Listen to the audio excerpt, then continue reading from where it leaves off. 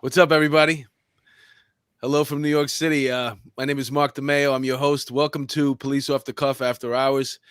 I'm sitting here tonight with my co-host. He's a retired NYPD detective. He's a frequent contributor on Fox News Network, and he's very handsome, very tall, and he's also he also has very great opinions. What's up, Angel Masonette? How are you? What's up? Thanks for having me again, brother. Everything's good. How are It's you? my pleasure. We got an announcement at the end of the show. Remind me to tell everybody. And tonight, our guest, we got a special guest tonight. He was a New York City police officer, and he was trying to get into ESU, and he found out that he had a valve problem with his heart. He got out in a heart bill, but that didn't stop him. He went back up north, and he became a EMT, and now he runs things up there in Rockland County, and he's doing God's work. What's up, Mike Chanat? What's up, Mark? What's up, Angel? How you gentlemen doing tonight? What's up, brother? We're doing pretty good, man. We're happy to have you. Good. I'm glad to be here. Excited about tonight. Yeah, you came in on a good episode. Hi, Angela. Angela's checking in. She says hello, everyone. You came here especially. We got breaking news tonight, so we'll get back to your life story in a minute, Mike. I want to get to this breaking news here. All This right. is a verdict that we've been unfortunately waiting for. Fuzzy Doxy, my son, just became an EMT. Where, Fuzzy? Let's see. Let's share the screen here. Just give me 1 second. All right, you ready, folks? This is the verdict. If you haven't heard, now you know. Please rise.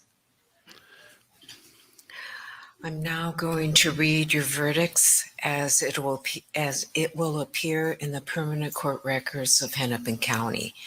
In the matter of State of Minnesota versus Kimberly Potter, court file number 27 CR 21 7490, we, the jury, on the charge of manslaughter in the first degree while committing a misdemeanor on or about April 11, 2021, in Hennepin County, State of Minnesota, find the defendant guilty.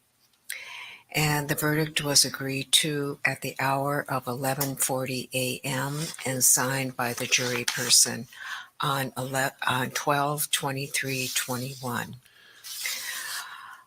The verdict on count 2 is we, the jury, on the charge of manslaughter in the second degree, culpable negligence on or about April 11, 2021, in Hennepin County, State of Minnesota, find the defendant guilty. And that verdict was agreed to at 10:30 a.m. on 12/21/20. There you have it. Kim Potter, police officer in Minnesota, did a car stop. Was it a car stop originally? Right. So depending on who you ask, she pulled him over for air freshener, and then the real facts are that he had expired tags, he was in the wrong lane using an improper signal, and he had an air freshener hanging from the rearview mirror, which is, part of it, but it's not the whole story. But people who hate the police, who want to say that we pull people of color over just because they're driving while black, want to insinuate that we just pull people over for air fresheners. So it is what it is. Go ahead. I'm sorry. Sorry for what, man? This is why you're here, bro. this is why you're here, man, to give your opinion. This guy Devontae Wright wasn't right. Right? He had a long record. He's got victims all over the place for violent crimes. Doesn't mean he should be killed during the car stop. What made this story really, really interesting was because the body cam footage showed her yelling out, "Taser, taser, taser." She thought she was reaching for her taser, and instead she got her gun, which brings us into another slippery slope. Training. How much training do officers need if they're on the street every day? How do we train these officers to know? I mean, these gun belts are full of stuff now. I look at cops nowadays. I'm like, where do you put your lifesavers? You know what I'm saying? Because there's no space unkept. Everything they're worse than stormtroopers, man. They got more equipment than I don't know. When I was in the academy, I remember this one girl had very petite waist. They couldn't get a belt small enough to fit her waist properly with all the equipment that they mandated us to carry on. And that was back in '93. So what was the outcome? How did they fix it? She used these belt loops, belt keepers to try and hold it, but it's ridiculous because you could pass your hand between the belt and her waist. It just it sat there. Give her a couple of years. She's going to put on some weight, probably. You'll fit People are making an issue saying that, you know, oh my God, like when Potter testified, she said she had never deployed a taser before in the line of duty. Guess what? I mean, you know, I was a cop 22 and a half years. I took my gun out probably with the intention of using it every night when I was at work on patrol, and I never shot anybody, although I was shot at twice. I was in 2 shootings. Mm-hmm. You know, they're making it such a big deal. Well, guess what? Then get rid of the taser, right? Because the subject dictates the amount of force used, right? The use of force continuum tells you that when it escalates, that's what you go to. So if she wouldn't have had that, I didn't have a taser. I never shot anybody by accident. So get rid of the taser now, right? You got to pick your poison. The taser was on her belt. She thought she was grabbing it. She grabbed the gun. She shot the kid. Unfortunately, and he did not deserve to die, and it was a huge fuck up on her part. But at the end of the day, and I'm not saying comply or die, but if he would not have fought her, right? He had open warrant for weapons charges. He had expired tags. If he would have just complied and sat in the car, okay, and there's a lot of what ifs, right? And I hate the Monday morning quarterback, but if you're trading 2 rookies, as soon as you're going to take some money, you're going to call them, you get them out of the car, you cuff them, and you control them. That wasn't done. He was taken out of the car. They were talking too much. He was given the opportunity to get back in the vehicle. He tried to get back in the vehicle. She thought she was going to tase him. She shot him. And then he sped off. And there's a lot of things that we could go through here. Her defense attorney screwed up, right? Trying to say that she had no choice but to shoot him because he was going to try to hurt other police officers. That screwed up his credibility completely to the jury. It fucked her up in the eyes of the jury. She was on the stand for 3 hours. She was obviously emotional. You know, it's just, there was a lot of mistakes, you know, before, during, and after the incident. North Florida, Gary, good evening. Factual Breakdown, good evening. Blondie, 1025, good evening. Hi, Raquella. Good to see you out there. See anybody else? Margaret Hearn, hi. Single mom of 4.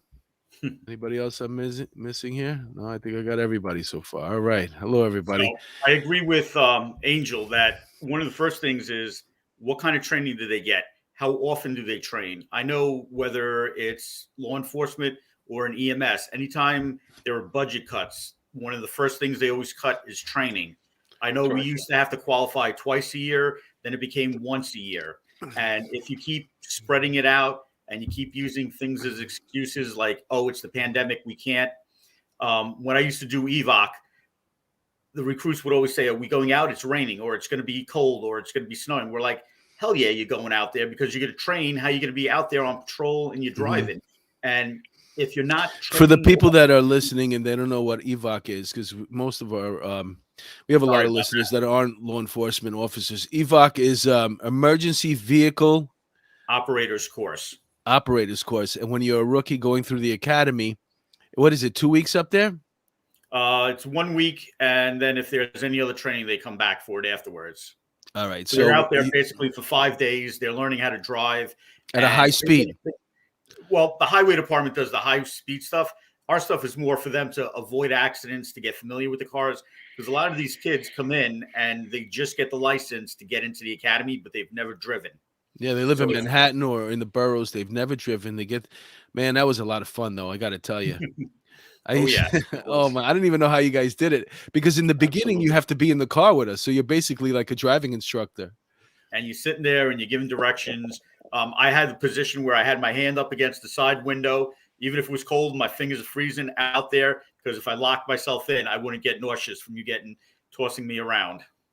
And then, you know, before we go through the course, do you go through the course with us in the car? I forget it. Were we by ourselves at that point? No. We sit there and we tell you. Oh yeah, right, left. Stuff. Yep, Exactly. It's an obstacle course. I wish I would have known you did that because I would have brought up a picture so our audience could see. But it's an obstacle course with all cones set up, and when you and everybody has to stand on the side. If you're not driving, you're waiting on the side. Yes, absolutely. For other people to drive. Pick up the cones.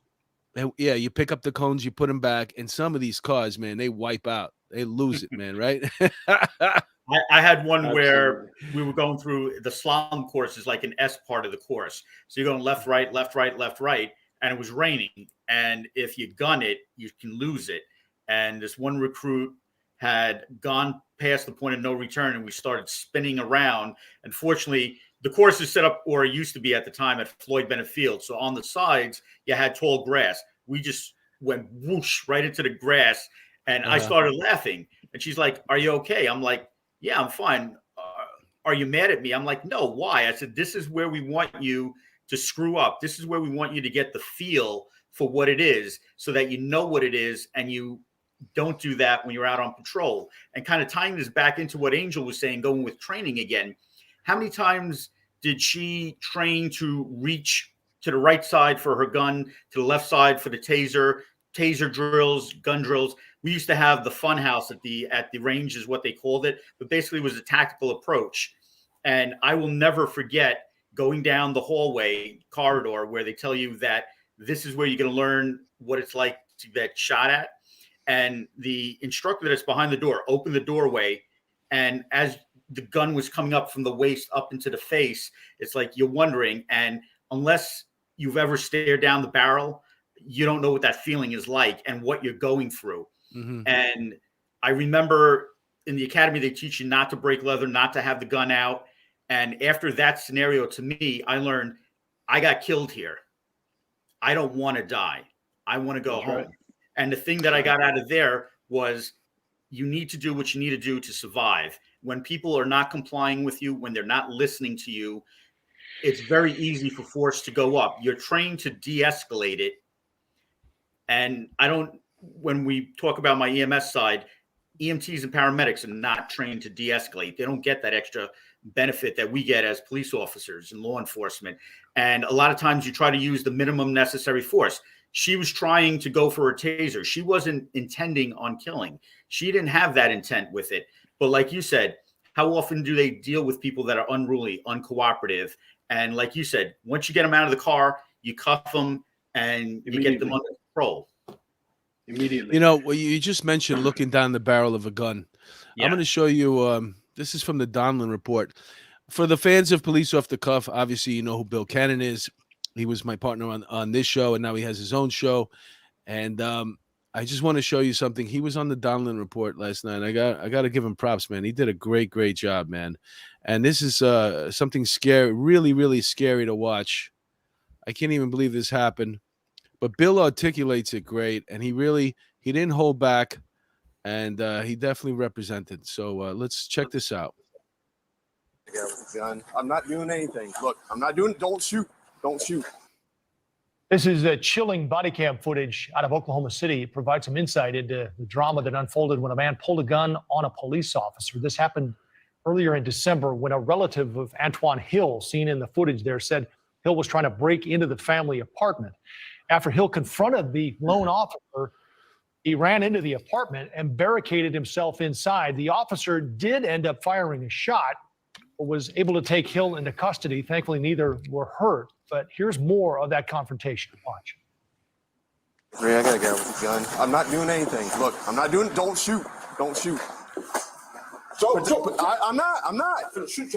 Don't shoot. Don't. Good. Drop the gun. I don't have it. Look. I don't have it. I don't have it.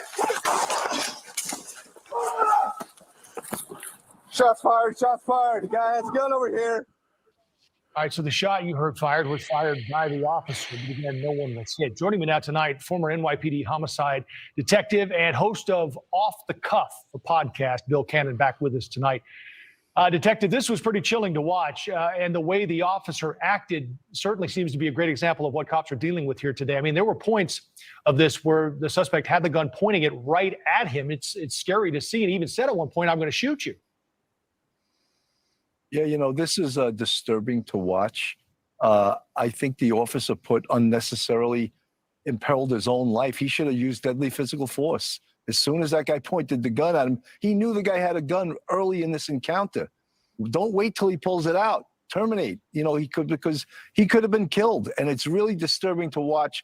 And a lot of this has to do with the unwillingness or the second guessing of officers across this nation because of something used to be known as the Ferguson Effect or the Chauvin Effect. Officers are afraid to use deadly physical force, even when it's warranted. Boy, and if this were a case of it ever, as you watch this video, and I think we'll get to see it again here, I wondered if the officer had his gun pulled because it looked like maybe he hadn't pulled it out of his holster at this point. Look at that. He's pointing right at the officer, but I guess he did have it out.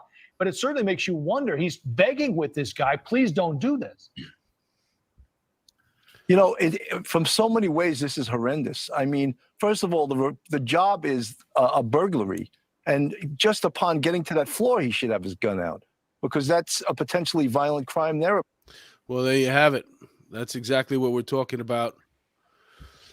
That's exactly what we're talking about, huh? How crazy is that? I'd never seen a video like that before, ever. That's the worst. It's exactly what he said. It's the politicians that are going after every time a cop uses force, every time a cop has to take someone's life, which no cop wants to do. Their second guess, their third guess, their fourth guess, these people in government like the squad that are running, this anti-police, defund the police rhetoric bullshit around this country. It ties the hands of police. Listen, he should have shot him. I'm sorry, but he should have shot him. But there goes the narrative, right? Of every time a black man pulls a gun on a cop or every time a black man poses a threat, a police officer kills him. That was a white police officer and a black perp who should have been killed. Sorry, he should have died. There's no two ways about it. I would have fucking shot him right in the face. I mean, I'm sorry to say it like that, but I'm going home to my wife and my kids. I'm not gonna fucking, I'd rather be, what do they say, tried by 12 than carried by 6. And it's gonna take a lot more than 6 people to carry my big ass. So it's you feel for the cop, right? Because he was obviously in a bad fucking situation. But this goes back to the other video that we saw a couple of weeks ago in my old command in the 4-8, 187th Street and Beaumont Avenue, when the cops approach a man with a gun call and their guns are holstered and they just go up to the guy and physically accost them. No, you got to fucking have your gun out and be ready to rock and roll. I mean, I agree. It's a sad state of policing right now. I think it's a lot of times it's the lack of support you get from above. I know you guys were on when like Louis Anamone was on, and I remember him would come over as 20XO, which is he was the 20th Precinct Executive Officer. I'm holding 4 on the wall at gunpoint. He's asking for people. Again, he's taking charge. He's controlling the situation. He always made sure that when you were out there, is everything okay? Did you do the right thing? Did you take care of yourself? There was Captain Tunick was another person. He would come out if he had the duty. Rest in peace. God bless him. He would always ask you first, are you okay? What's going on? Because people don't realize the amount of stress, the amount of trauma you get. I had one guy that it turned out to be a simulated gun, but when you looked at it and when it was pointed, it definitely did not look simulated. And it came over as a gun run. And like you said, we all had our guns out. You don't walk up on these situations and saying you're going to be able to pull it. Going back to what I said when we were in the tactics house, I learned that I could not pull my gun out of the holster fast enough to defend myself in that situation. And that's where I reprogrammed myself to say, have it out, be ready to use it. But like all your training is, keep your finger off the trigger, make sure it's safe, know what's behind it, and go through all these questions and rely on your training to use it when you have to. Hey, let's give a shout out. Nikki Bella. Was John R. Kramer. What happened to police off the cuff? I don't see him on the panel. What gives? Well, Bill has his own show now. It's called Real Crime. I'm holding it down here on After Hours. And we have 2 or 3 different shows here. You've been gone for a while, brother. Time to catch up. Yankee for Life is also here. Yankee for Life. Bet you wish you were a Met fan right now, Yankee for Life, right? Don't go there. It's gonna be a long season, my friends. Well, if we have a season, Just the fact that the Right, Mets right. got Buck Showalter and Marte and Max Scherzer. That just, and they already have the shortstop. Just goes to show you there's not going to be a season this year. They're going to be on lockout all year. That's what you get for being a Met fan. Well, listen, Yankee we had Buck in '94, and we would have He probably brought played you the to the Expos in the playoffs. World Series. We probably would have played the Expos in the World Series, and what happened? A lockout strike. So, Yeah. you know, it is Well, what it he's is. the Right? guy who got you where you were. Gray Wolf, but you won't be home if you're in prison. The woman made a mistake. It's not on purpose. It was not on purpose. This is true.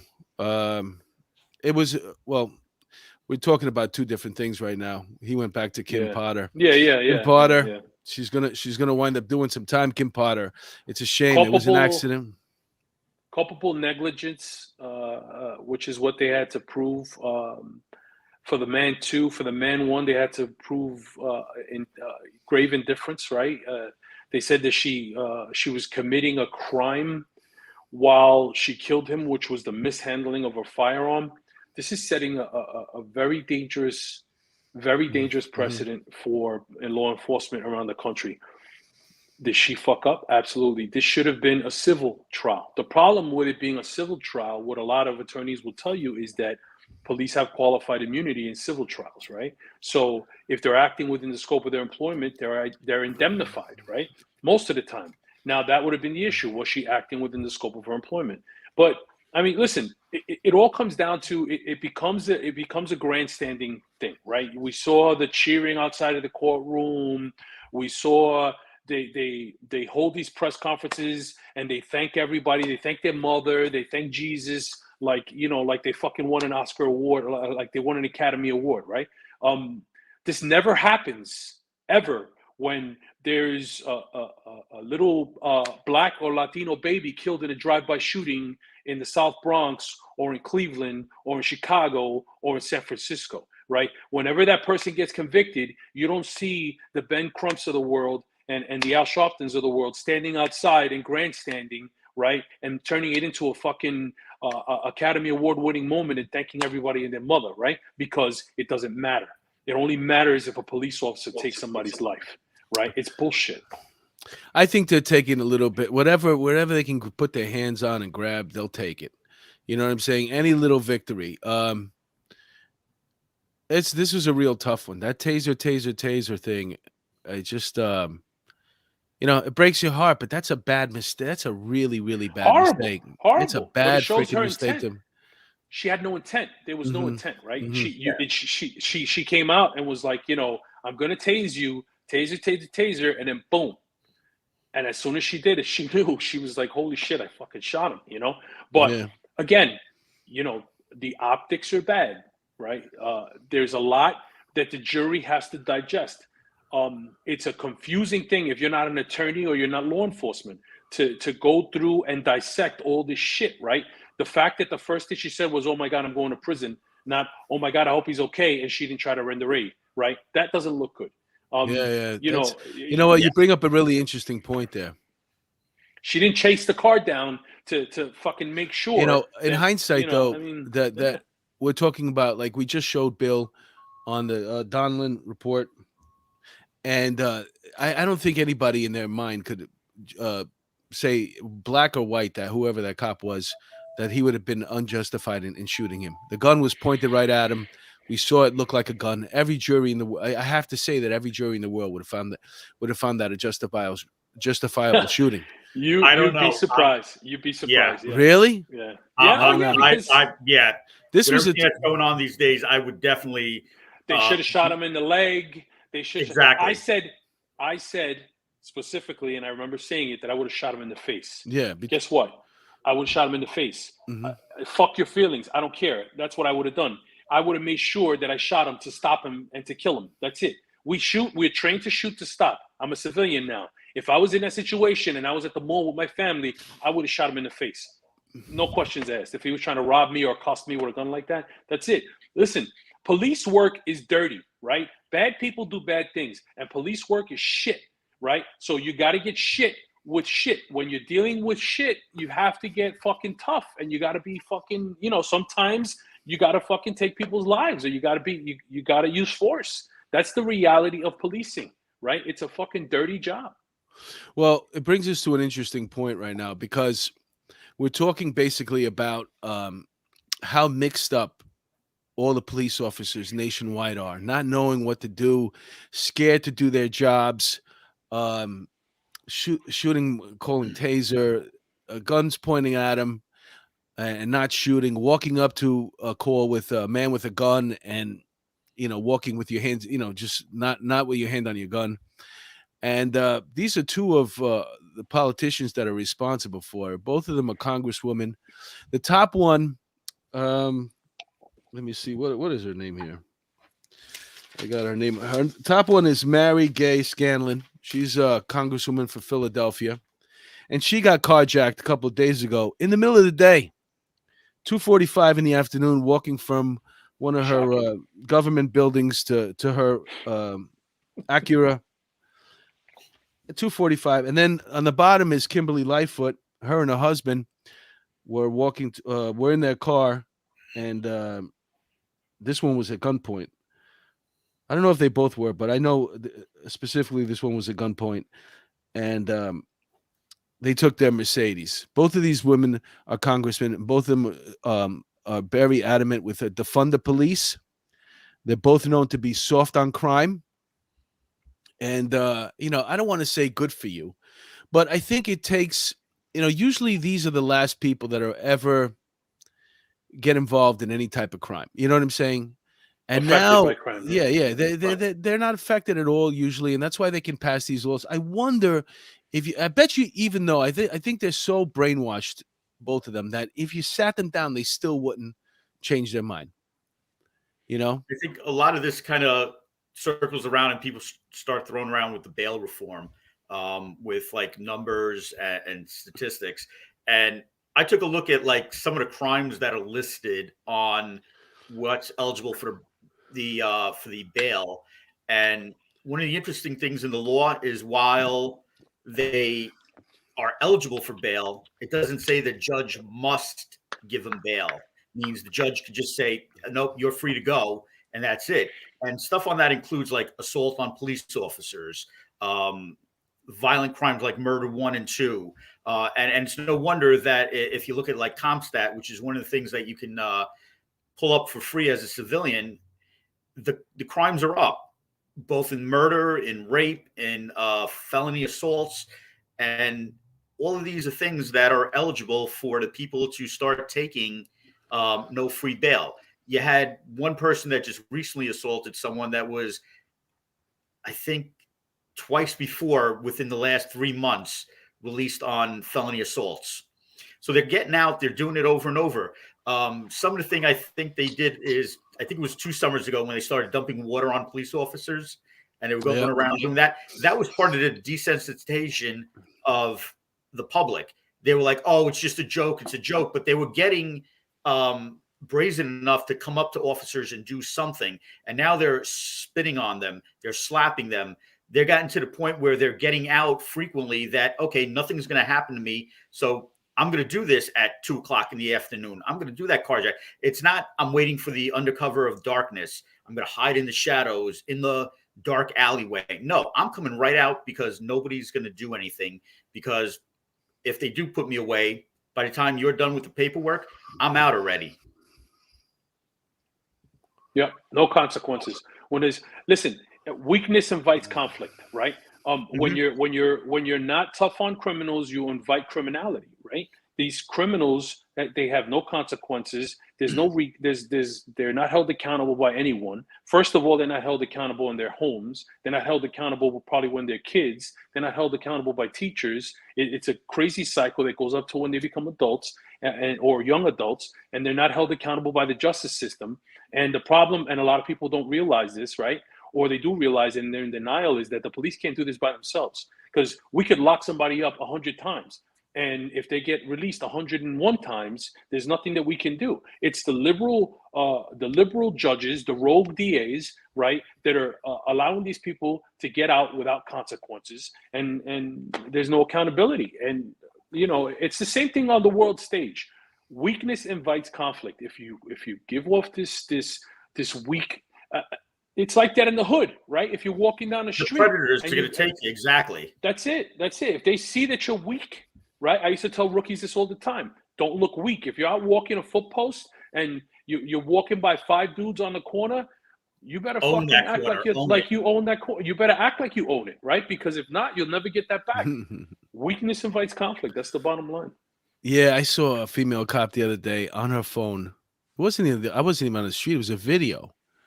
Some guy was dancing. It was a TikTok video. Some guy's dancing in front of them. So he sees 2 cops and he starts doing his dance moves. He wasn't intimidating them at all. I guess he just wanted to show off his dance moves in front of the cops. Mhm. The one female cop who was on the phone just couldn't be bothered. Like, and the other person that she was with, I forget it was a female officer or male. He seemed to like be into it. But this phone thing, if you're on duty, man, you shouldn't. If you want to look at your phone, you should step off. You know what I'm saying? Or first of all, don't assume that they were males or females because you don't know what they identify as. So let's not offend. Let's not offend anybody. Okay, they could be poly, they could be whatever, right? Gender fluid. Exactly. Listen, the phones and modern technology and social media is killing the world, right? Humanity. I mean, it's a way to put your head in the sand, right? Exactly. An ostrich, to pretend like what's going on outside is not going on outside. And it's, she should got a rip for that. If I see that video, I just want to switch you guys around for a second. I don't know how we wound up in this thing. Let me see. No, still wait. There we go. All right, I like that better. All right, let's see who else came on. Dawn Marie sending you. Okay, she's sending hugs. Kristen Lane, she's saying hi to Peter Pranzo. What's up? Of Harlem Raiders fame. Ronnie girl, Fuzzy Doxy. She says it's sickening. Real with Robo. He says, Mike, LOR.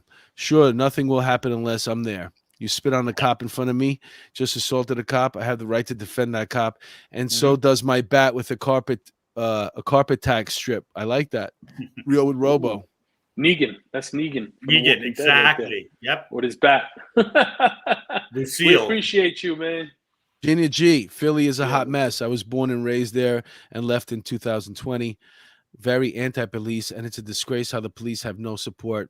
Clown Mayor Kenny and DA Krasner should be removed from office. It seems like all these places are affected with like a virus. It's almost like Batman. It's every single violent city in this nation is run by liberal progressives. I'm sorry. It's the truth. It's the truth. Yeah. And that young lady that was on the bottom, the black lady, her husband actually, if I read correctly, fired shots at the person who was robbing them. Oh, really? Actually, yeah. He was armed and he got into a shootout with the dude. That's funny because that's not a story that's really making the paper there. That's not something you'd have to. I'm going to look that up afterwards. I didn't see that anywhere. Listen, a female Baltimore cop was shot in the line of duty a couple of nights ago by 2 savages. Right? They walked up to her and ambushed her. Oh, I read that. While she was sitting in her patrol car. They ambushed her and then they went up the block and they killed somebody. She just died. They just took her off for life support about an hour before we came on the air. And it was a black female cop. I know. Single mom. She left nursing to become a police officer in her late 30s. 2 black assailants. Again, right? Black Lives Matter is not going to care. There's not going to be any outrage. It wasn't on the news. It's not going to be on any major news outlets that this happened to her and who did it, right? It's just, her name was Kiana Holly. Kiana Holly, right? Yeah. And she just passed away. They just took off life support. And now you have the Phoenix cop, the young guy, right, who approached the guy who was on a balcony, and the guy's on the phone with his old lady, and he's like, "I'm about to go to prison." And the cop goes to grab him, and he turns around and he shoots the cop in the face, and then he empties his gun into the cop while he's on the ground and tries to get the cop's gun off of him to finish him off. Responding officers tackle him. They take him into custody. They don't kill him. Wow, shocking, right? They didn't kill the black guy, right? They take him into custody, and then what happens? Now the cop is still fighting. He's on life support in Phoenix. Another, horrible. Mike incident, Mike Ferrone, cop ambush, no media coverage. Cop gives a lap dance all over the news. Well, yes, nice segue, my friend. Since you brought it up, nice Mike segue. Ferrone. Mike gets help from the Mike public. gets a patch. Yeah. Mike gets a Yeah, patch. Mike, DM us with your Here we go. Let's information since he brought it so up, we can let's send you an talk about NYPD it. patch. There we go. Oh, let's bring this up. This is at the 4-4 party. 4-4 party, Dolan's, folks. In Rory Dolan's office.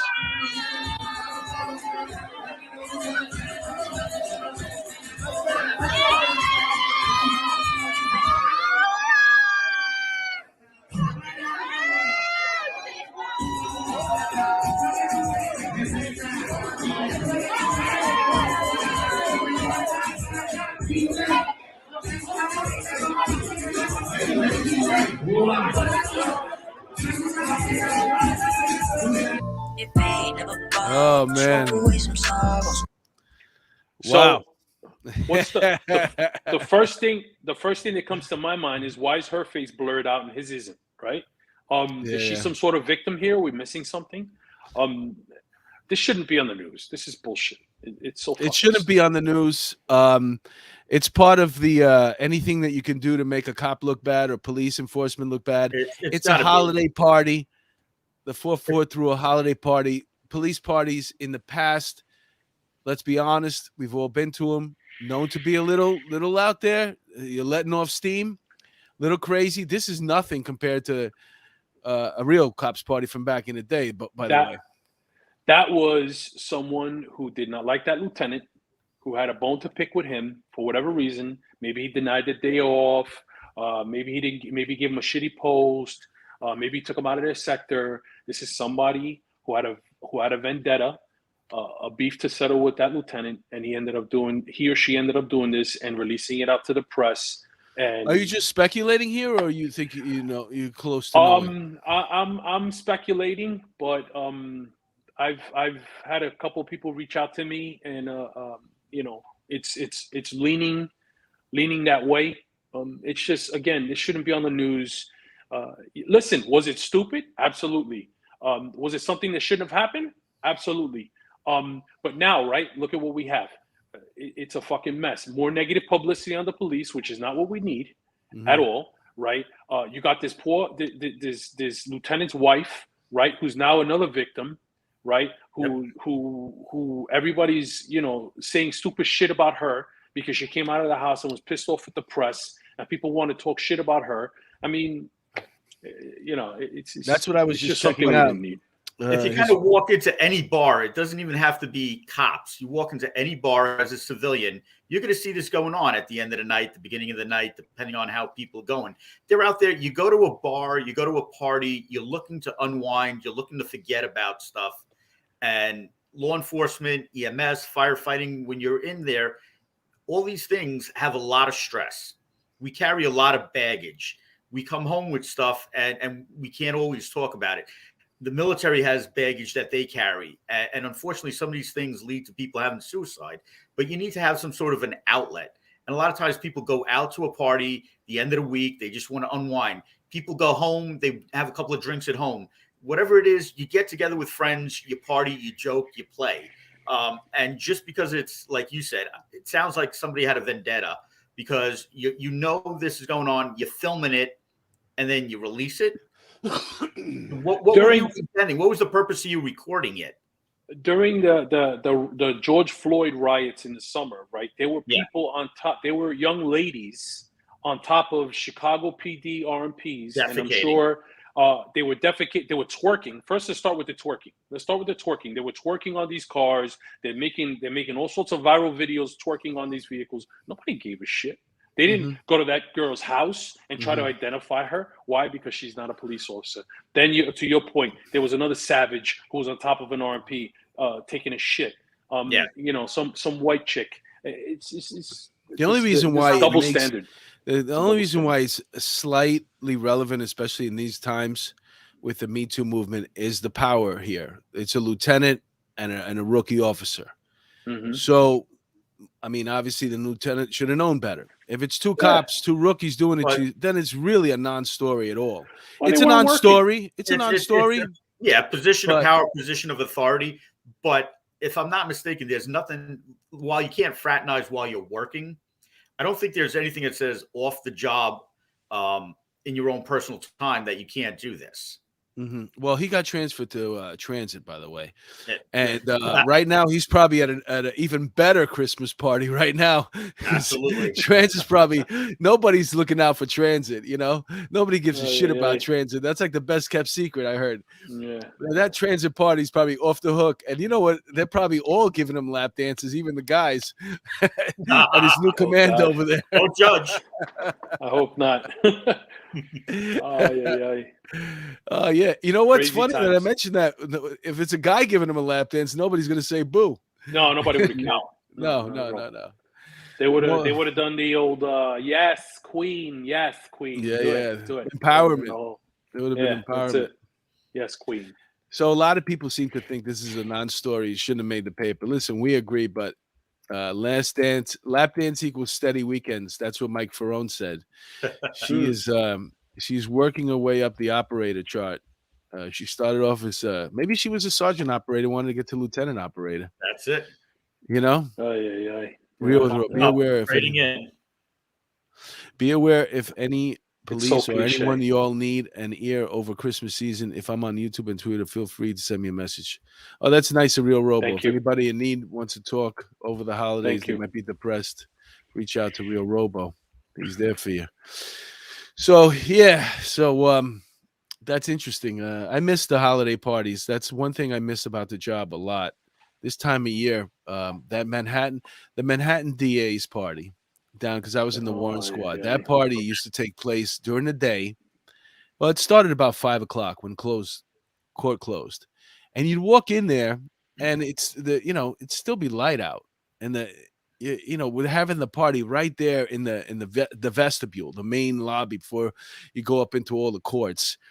There'd be these barrels of beer and the bartenders, and people be dancing in the light. And you're like, what? How could anybody dance with the light on? You know, it just seems stupid. And then you get like 2 drinks in you. Next thing you know, you're dancing with the light on. Listen, the JTTF holiday parties were very conservative, right? Because they were half of it was FBI agents, a quarter of it was other federal agencies, and then the other quarter of it was NYPD. So it had to be conservative because it was run by the JTTF, by the FBI. So yeah, man, they were tame. Some of those parties, the narcotics parties, were off the hook, man. Oh man, those were good parties. I think we should change the subject. Yeah. I'm just saying they were good parties. The statute of limitations. Yeah. They were good parties. They were just good parties. They knew how those people. That's where you bonded. You got to know the people. You're 100% right. You're 100% right. I worked late shifts. through. I worked I late remember some of the day tour cops. I didn't even know what the fuck they looked like. Yeah, I was a rookie cop, and this is where I got to know the sergeant and the lieutenant, and you knew that when you rolled up on something, they could trust you, or they could judge you, or they knew where you were coming from because you had that bond. It wasn't just all work. You got to know people. And I know a lot of stuff in management or leadership these days, they tell you about, look at the whole person, what's going on in their family life. Like, why is he messed up? Well, if you knew that his kid's sick or that he's going through a divorce and all this other stuff, you'd be able to understand how it's affecting his work life. And if you don't go out, you don't socialize, you don't have these talks in the parking lot after work, or you don't go out and grab a couple of drinks and get to know your people, you're not going to know what's going on. Yeah, I agree with you. That really was a way to get to know people. Was off duty, with a drink in your hand, and it worked. I don't know. It's a good thing, man. You need it, and not only just police officers, but every line of work, but more with police officers, because it's a very stressful job. You're always seeing people that most of the time Nobody ever calls you to say, "Hey, come over and celebrate a birthday party."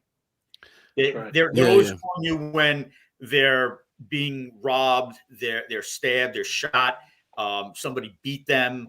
It's always a bad situation that you're walking into. Nobody calls you for a good day. North Florida, Gary. I worked EMS most of my life, so I party with a lot of cops. Good for you. Yeah. That's How are the EMS parties? Now you can't say it now anyway. They're boring as hell. Oh, hell no. they walk Hell around. no. They walk around with Listen. the CPR dummies and they fucking do shit. We used to have pig roasts under the bridge. We'd have a giant pig underneath the bridge, kegs, beer, all kinds of stuff. All right, good. I'm happy to hear that. And Everybody, the good thing is, if you pass out, you drank too much. you got somebody to take care of you. 10 people who could save you right there. Absolutely. All right, let's. Speaking of, we got 2 more subjects I want to cover, but there's been a lot of. We're talking about how crazy.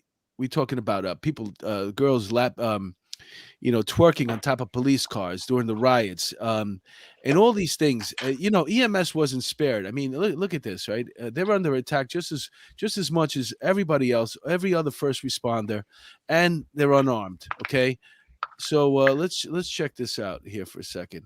This is in New York City, by the way, and this is somebody who's obviously high, and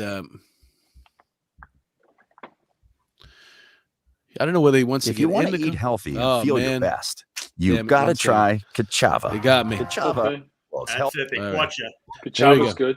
Fees in the city are increasing this year. That's according to the union president, who This says one 2 was crazy. were attacked just last night, and it was all caught on cell phone video. CBS 2's Natalie Duddridge reports from the Bronx. This video shows a man trying to break into an ambulance in the middle of Pelham Parkway Thursday night around 8:30 while first responders try to pull away.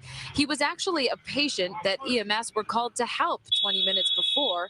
Paramedics had found him unresponsive and treated him in the back of the ambulance. Then he woke up and got aggressive. He became aggravated and violent. He started punching the EMT in the back. He spit on him. The 2 first responders called police for backup. The FDNY says the patient forced his way out of the ambulance, then tried to get back in. He eventually succeeded, and you can see one EMS responder run out the back. They're shaken up, but they're okay. These EMTs that you saw last night, they're working for $17 an hour, risking their life. That's almost $2 above minimum wage. It is horrific. That's why thousands of EMTs leave this job all the time. It's a revolving door in the FDNY. Nobody stays here. It's not worth risking your life. The union president says assaults on EMS are on track to double this year, and many incidents go unreported. So far this year, there's been 140 incidents reported in 6 months, compared to 200 last year over a 12-month span. I truly think we need to be more appreciative of the healthcare people that work. We spoke to some EMTs who couldn't go on camera, but say they've also been assaulted by patients or even bystanders while just trying to do their job and save people's lives. In the Bronx, Natalie Duddridge, CBS 2 News.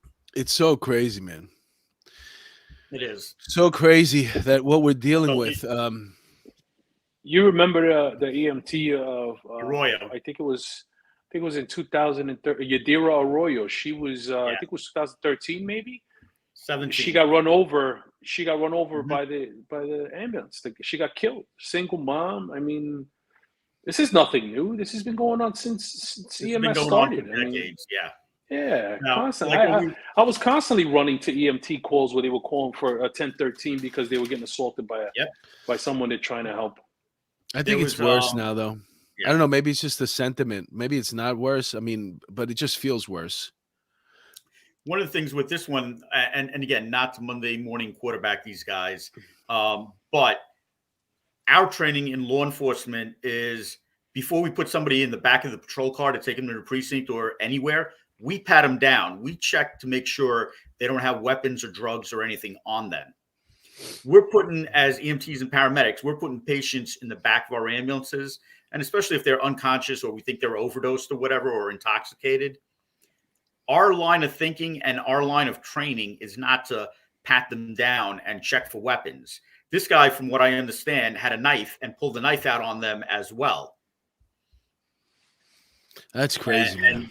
Yeah, and we're also in EMS not taught the verbal judo or the de-escalation, how to talk people down and to bring it in. It's maybe a quick blip under psychological emergencies, but they don't really go into the training like we get at the academy, how to talk people down. They don't do the scenarios, and they're not dealing with it. And with a lot of these changes with the defund police, like we were talking about, they want the EMTs or social workers to go out, and you're seeing how they behave. They're attacking them, and the numbers are going up and up and up.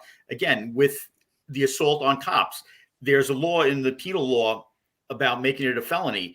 EMTs were just added to that in like 2016, 2017. So we're new to the game for getting covered. But going back to bail reform, that's one of the ones where they don't have to offer bail. So they can assault you. You can get 10, 15, 20 stitches. You can scar your face. And the guy or gal that did this to you is going to walk out. They just had like 2 weeks ago in Staten Island, one of the EDPs or emotionally disturbed people grabbed the EMTs by the hair and ripped the hair out of the scalp. Wow. And they were out. They were out of court the next day. Yeah, they're not. You're not punching bags. It's almost like you're punching bags. It's a shame. Mm-hmm. You got to be careful out there, man. Well, we're reaching. We got 9 minutes left. I just want to, on a brighter note. Anyway, we got new police. We got a new police commissioner coming in. Let's introduce you to her. If you don't know, now you'll know.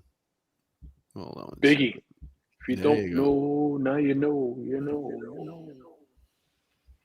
There she is. She takes the helm January 1st. Biggest job might be bringing back the plainclothes unit to get guns off the street. Top priority of the mayor-elect. CBS 2 political reporter Marsha Kramer sat down with Keishant Stuhl this afternoon. She is here now with her report. Marsha. Maurice and Christine, she's just starting to figure out the intricacies of the NYPD on a learning curve that may take a while. But one thing incoming Commissioner Keishant Stuhl knows how to do is get guns off the street. She not only talks the talk, she walked the walk as a plainclothes cop herself in Nassau County. For the past several years, I've had the opportunity to be involved in gang suppression, gun interdiction. So we had some great successes in Nassau County for that. And I want to bring that to New York and find out what they're doing here. And let's see how we can marry those together. The next police commissioner of the city of New York and the first woman in its storied 176-year history is cool, calm, and determined to make a difference in New York City. And she didn't miss a beat when I asked her how she deals with liberal district attorneys who want to stop prosecuting certain offenses. The incoming district attorney in Manhattan, Alvin Bragg, has said that he doesn't want to enforce resisting arrest, obstruction, misdemeanors, turnstile jumping, open bottle laws, disorderly conduct. What are you going to do? I look forward to having a conversation with the district attorneys to actually go over what their plans are and how we can meet in the middle, or at least be able to come to some sort of agreement as to what we think is important to enforce. The new boss of the 35,000 uniformed men and women of the NYPD says she does want to address quality of life crimes, including turnstile jumping. Turnstile jumping, in and of itself, it may seem like it's benign, but what is the underlying issue here? If we're talking about shoplifting, is the person hungry? Is there another problem that can be addressed through social services? Speaking of subways, the fact that crime on the subways was up 106% last month compared to 2020 is a big concern. But help may be on the way for beleaguered strap hangers. More cops on the subways, but more cops on the subways where the crimes are occurring. I think when people see police officers in the uniform on the subway, they have a sense of safety. Another hot button issue the new commissioner will face is the growing proliferation of weapons in the schools, and whether she will follow through on city plans to move school safety agents out of the NYPD and into the Department of Education. Gun violence and guns in schools are absolutely a non-starter. So once I have that information, I'm not punting this answer in any way. I just want to be able to give you a better answer when I have all the information.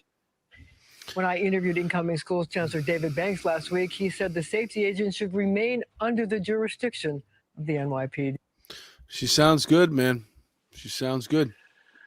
So this was a hot button topic for me on my Twitter. Everybody was asking me, my opinion. And I think it's a good thing. I think it's a great thing. I think it was a long time coming. I don't see anything woke about this. I think she's highly qualified. She's a black female. So what? Let her either pave her way and be a trailblazer and do great things, or fall on her face, but on her own merit, right? Or her own mistakes. Don't just judge her as some woke candidate. She's highly qualified. Like Marsha Kramer said, she talks the talk, she walks the walk.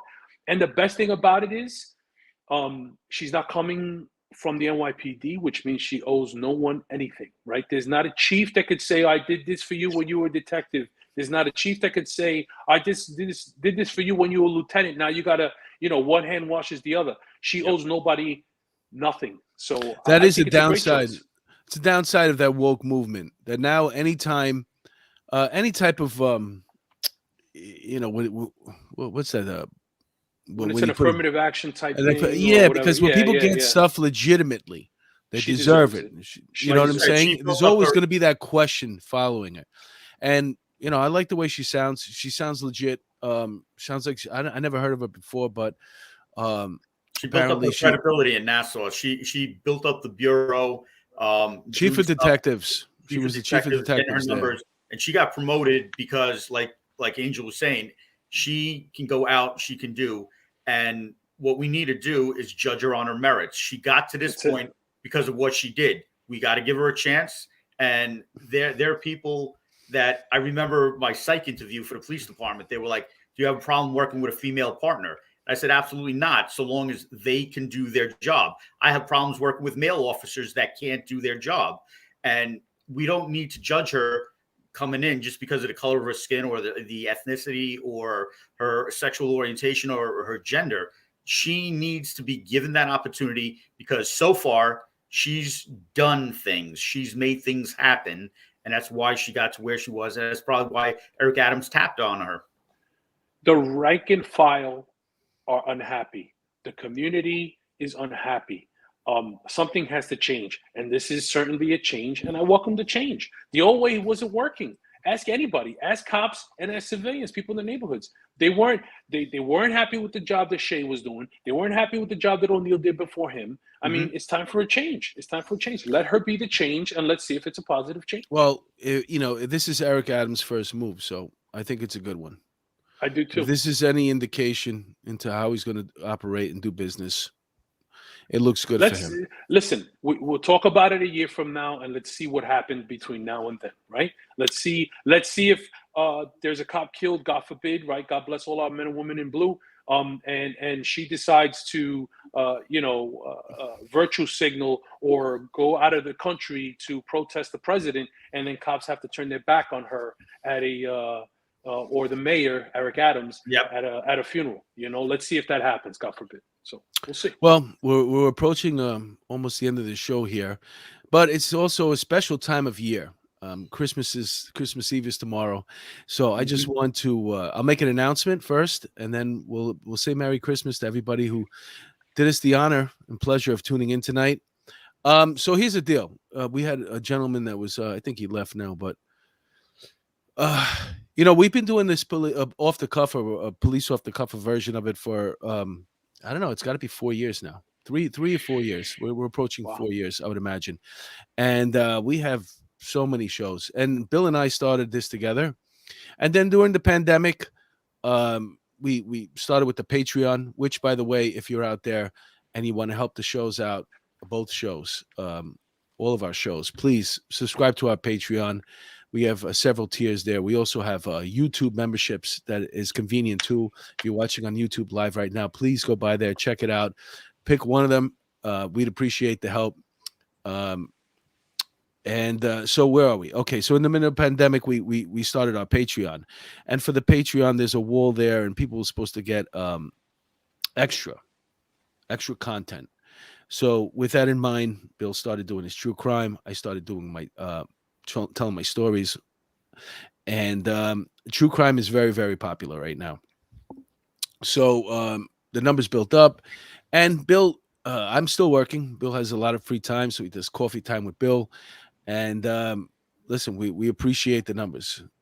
We definitely been a beneficiary. I've been a beneficiary of Bill's hard work, but we both work pretty hard on this thing, and so now Bill is doing his true crime, and I'm gonna stay doing this. This is what I enjoy doing. We're switching the format a little bit. We're finding out about who our guests are and their careers, their phenomenal careers, but we're also covering current events. I like to do that too.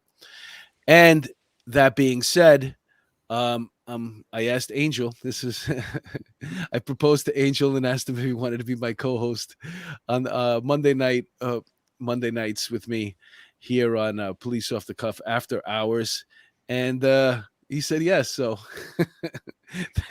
Angel's going to be my new co-host every Monday night, and who knows, maybe he'll want to join me on Thursdays once in a while. Thursday, I'm going to be doing it. I'm going to try give it a shot at. You didn't propose with a ring. You didn't get on your knee. I don't know. We gotta do this once the pandemic's over. Yeah. Well, that's the thing is with the pandemic, But I asked him over the phone, but I'm excited about this because I think Angel's not. He's fearless, bro. Angel's fearless, and he says what's on his mind, and he's always on point. I haven't disagreed with him once yet. And so I'm looking forward to future shows with Angel, and I'm gonna be jumping back on Thursdays as well. And I'm thinking about doing. We'll see what happens. I'm still kind of trying to figure that out too. Maybe Angel wants to do it twice a week. If he doesn't have time, maybe I'll just do one on Thursday by myself. Do something a little different. But in the meantime, let's do roll call here and give a shout out and a Merry Christmas to Real with Robo, Gina G, Lady Catherine Perry, Jen Lowe. Where did everybody go? Oh, I messed up here. Okay. Peter Pranzo. Thank you, Peter. We love you. Single Mama Forge. Single Mama 4. Angela. Hi, Angela. And Joe Murray finally checked in. What were you working on the case overtime, Joe? Foxy Doxy is in the house. Thank you for tuning in. Let's see. Damn, man, I keep messing this thing up.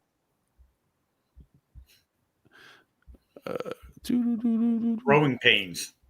No, it's not. No, I'm not growing. I just suck. Leandra R. She says, "Hi, I'm new, but I have a question. I don't know if it's been talked about, but has anyone heard about 56-year-old male died after paramedics said they could go into the building?" Oh yeah, you know what? Let's close on that. What was your opinion on that, Michael Chanat? I didn't. I'm not familiar. I didn't hear what was going on. There was 2 paramedics outside of a door because they couldn't go in there to save the guy. Angel, It was COVID protocols, so they didn't meet the enter. COVID Correct, protocols, so correct. they didn't enter because of the COVID protocols, and the guy subsequently died. Unfortunately, the last year, a lot of things had changed with how we did, what our presumptions were, and this has just ravaged people bad. And in order to protect the frontline workers, the first responders that were going, the stuff that came down from the state was we had to do door interviews to minimize contact with people. We would stop at a door and we would talk to people, or we'd have them come to the door and speak to us.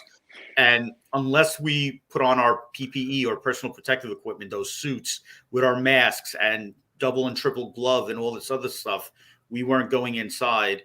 And even some of the treatments that we would give people who have breathing problems, like you've seen the nebulizers for asthmatics, or when they stop breathing, putting tubes down their throats. We weren't allowed to do that because of the nature of the disease, because it's spread through aerosol, through droplets, through the air. And these processes would create these droplets. So trying to minimize exposure of other people. So there were a lot of sad things, a lot of terrible things, but unfortunately, it was the nature of this disease that we were dealing with. Well, that's a great question, Leandra R. Thanks for giving it to us. I'm sorry I didn't see it. I'm Ochidiro. I'm saying that wrong. North Florida, Gary. Thanks for tuning in tonight, Lady Catherine Perry. I'm Ochidiro. I can't say that anyway. Kristen Lane, Mike Ferrone, everybody who tuned in tonight, all the fans for Police Off the Cuff. If you're watching this on YouTube, Merry Christmas from all the best. Oh yeah, I forgot another announcement. Monday we're doing a special show, Angel and I. It's the year in review. the year in crime. We're going to be reviewing all the crime of the past year. We're going to cover all the stories, and that's going to be our year in crime episode. That's going to air this Monday at noon instead of midnight. We're doing it at noon. But so there you have it, folks. Any parting words, Angel?